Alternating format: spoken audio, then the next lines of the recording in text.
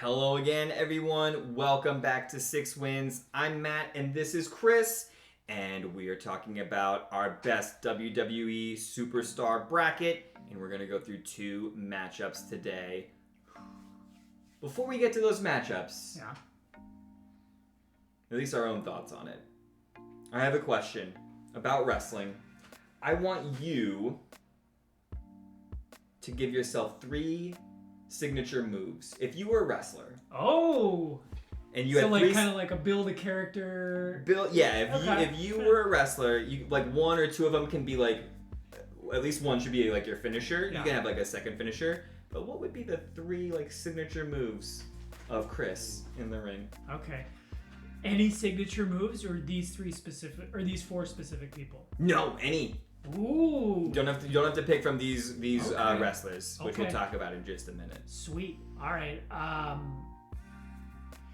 I've always thought the stunner was just so cool. Like, you could do it on any opponent, like even later in your career, or even against someone like Yokozuna. Yeah. You could still hit that stunner, and it's still just super cool. So give me the stunner.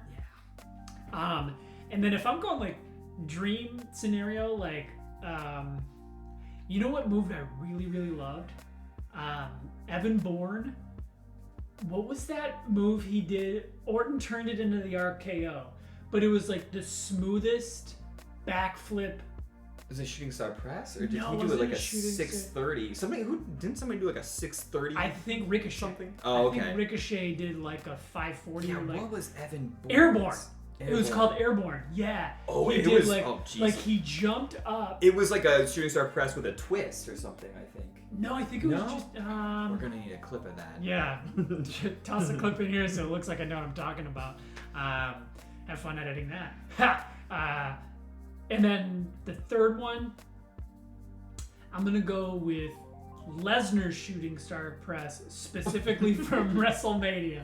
Sorry. So you can end your career. No, yeah, just kidding. I'm gonna go sharpshooter. Yeah. Nice. I want like a move that you can do in the drop of a hat. I want an aerial move. I want a submission move. Don't try this at home. We're going sharpshooter, best finisher. Awesome question. What do you think? That's a great answer. I was going to try and guide you towards picking an aerial move and a submission move. Okay, all right. And you did it naturally, because that's what I would do too. Sweet. I'm gonna pick moves that I think I could pull off. Okay. At least like So my aerial move, my from the top rope move, I'm between 2. A frog splash, which pretty much anybody can do. I've done a lot of frog splash, or a moonsault. I could do a good like even just standing moonsault. Yeah.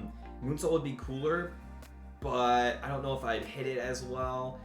Dream scenario, I'd hit like that Seth Rollins like Phoenix Splash, where it's like a moonsault 450, right? Oh, he does that. He's facing back, and he like, I wish I could do that. Maybe I'll go to trampoline park and try it out. I feel like he never actually hits that though. No. I feel like he just the opponent will duck out of the way. He lands on his feet, and then rolls and then somersaults out. Still super cool. Yeah, those are weird things. I'll just pick Frog Splash. Okay. Because Frog Splash is a classic. D-Lo. For some, he had the Sky High. No, his Frog Splash was actually called the Low Down, I think. That's right. And the Sky High was his Spine Buster. Yeah. Maybe that's flipped, but I always thought that was weird, so maybe I got it right. Maybe not. I'd also go submission. I'd probably just go like a standard like Boston Crab Walls of Jericho move. But one of my favorite WCW wrestlers was Dean Malenko. Okay. Super interesting guy. He's considered like a really great in-ring worker, but he never had like the personality. But I love Dean Malenko, and he feuded with like Guerrero and Jericho and a lot of the luchadors like Ray. Had great matches. I would just do the Texas Cloverleaf actually. I'll pick that one as my submission over a Walls of Jericho or Boston Crab because it's less common. I'm gonna teach y'all my signature Texas Cloverleaf here. You're gonna get this. You're gonna slip your arm through here. Get a little Texas Cloverleaf, and then you're gonna turn that man. You're gonna turn him over, and you're gonna sit down on it. You're gonna sit down on it. He's tapping. Get him away from the ropes. I think I would go with like a super kick. Okay, so just to make sure, because we talked, so you're going frog splash, Texas Cloverleaf, super kick. Sweet. Yeah, because that's also a move that you can pretty much do on anybody. Yeah. you can even do it in an older age, hopefully, if you still got the flexibility. And it sounds good. Yeah. It can be one if your timing and your kick isn't right, can look pretty bad though in person. So True. Maybe I'm doing a little bit too risky. Stunner's super safe, but yeah, dude, that was an awesome question. I know. I just want to do more. Yeah, I got a bunch of ones like that, but yeah. All right, so we've teased this out long enough, I guess. We haven't even talked about the matchups we're going to be talking about, but you saw in the title, so you know a couple wrestlers. You probably have a picture of their faces somewhere. We're talking about 2 matchups today. Number 2, Brock Lesnar, the Beast Incarnate. A 2 seed. A 2 seed. That was match choice. That is my choice, and I don't regret it. It's good. I like, the people are still over for Lesnar, and he's like semi part-time, but he comes every couple weeks and puts in for his matches. Versus number 15, Vader. Okay. Vader. Yeah. And then the other matchup, this started as number 7, Bobby Lashley, versus number 10, Batista. So these 2 matchups, this little mini region, a lot of meat, a lot of man meat just smacking in the ring. Lashley, Batista, Lesnar, and Vader. But we've got another triple threat coming in where we added a 3rd superstar to one of our polls, and we added somebody into Bobby Lashley and Batista that can slap meat with the best of them. Hit me. Who'd we add? Gunther! Oh, yeah. So we've got him in that matchup as well. Let's kick it off with that one. I'll talk about my thoughts first, just like who I would probably pick and what I thought was going to happen.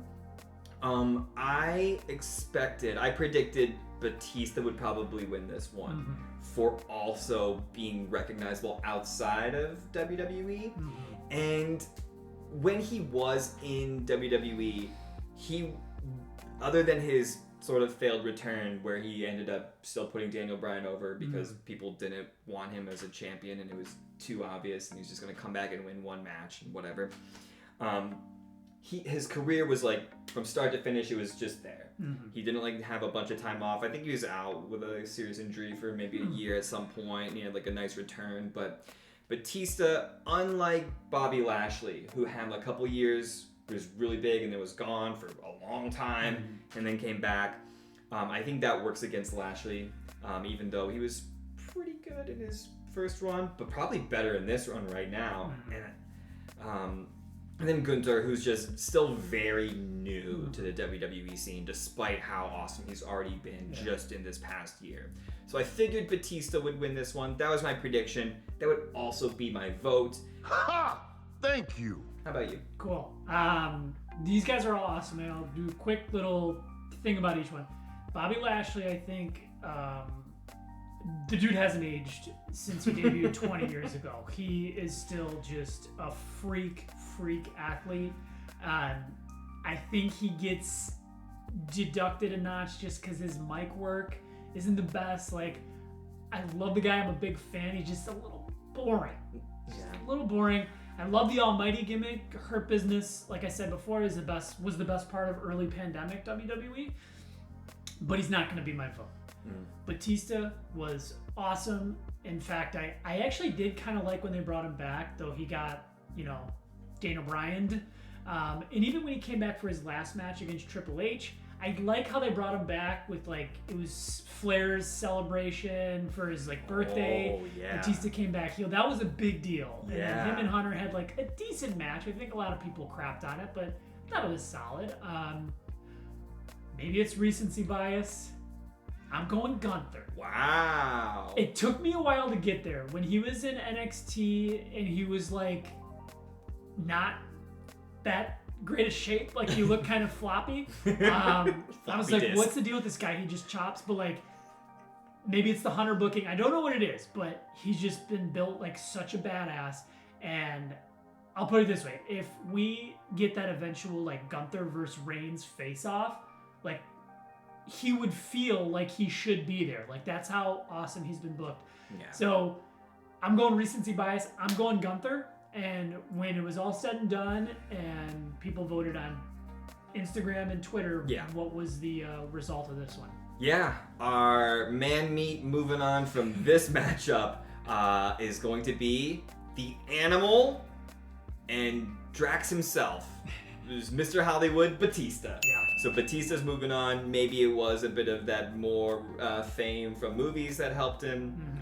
Maybe not. Maybe, yeah, just like Lashley's career was too segmented and inconsistent to ever like really build up for anybody. And maybe Gunther a bit too new. So but we'll see how he fares against the winner of Lesnar versus Vader.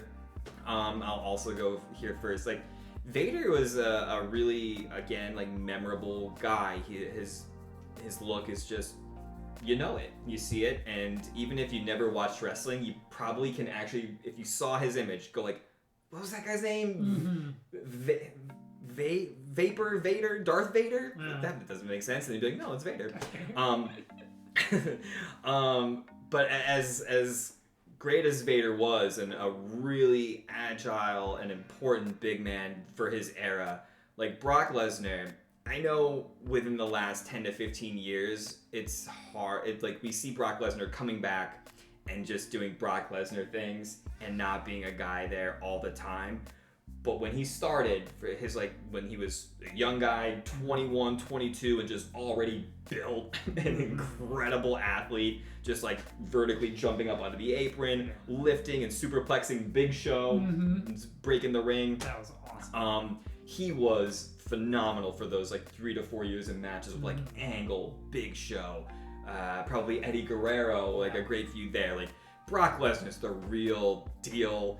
He brings like an air of legitimacy to like all of his matches. Like even if you don't think he's gonna maybe hurt the other guy because you know he's a professional, you're like, he's gonna hurt himself by selling something too hard. And he literally, like 50% of the time, he's running into a ring post too hard and he like cuts himself because he's like just that insane, man. So Brock Lesnar all day. He's awesome. Yeah. Vader is great. He was a big deal when they first debuted Kane. Remember, they made him not sell a single thing. Like, he was just like untouchable. I want to say Vader was like his first real opponent that like had a chance. Yeah. And I remember that being a pretty good feud. But Lesnar all day. Like, it's crazy to think Lesnar's been back for like a decade now. And sure, he's part-time, but like, come on, he's awesome. And whether or not you think he should have been the one to end the streak, Right. I still don't think so. But like, my highlight since he's been back has been that triple threat at the Royal Rumble against Cena and Rollins. I want to say 2015, 2016. Yeah, If you haven't seen that match, go back and watch it. That is like a clinic, and everyone plays their part perfectly. Super awesome. But I'm going Lesnar all day. Yeah. Now, was there an upset, or how did the people vote? Yeah, well, the people did vote Brock Lesnar. Moving on, so we'll definitely get more time to talk about Brock Lesnar, favorite Brock Lesnar moments, and things like that. We're gonna get Brock Lesnar versus Batista, the Animal and the Beast. The Animal and the Beast. I have to imagine they had matches. I'm trying to think, because I know they were part of the same initial class. It was Lesnar, Cena, Orton, and Batista, all part of that, like, was it OVO, or it was the developmental OVW? OVW, yeah, before OVO, NXT. Those four, so we're getting a match here. All right, well, we'll talk about those guys next time, and stay tuned for more matchups.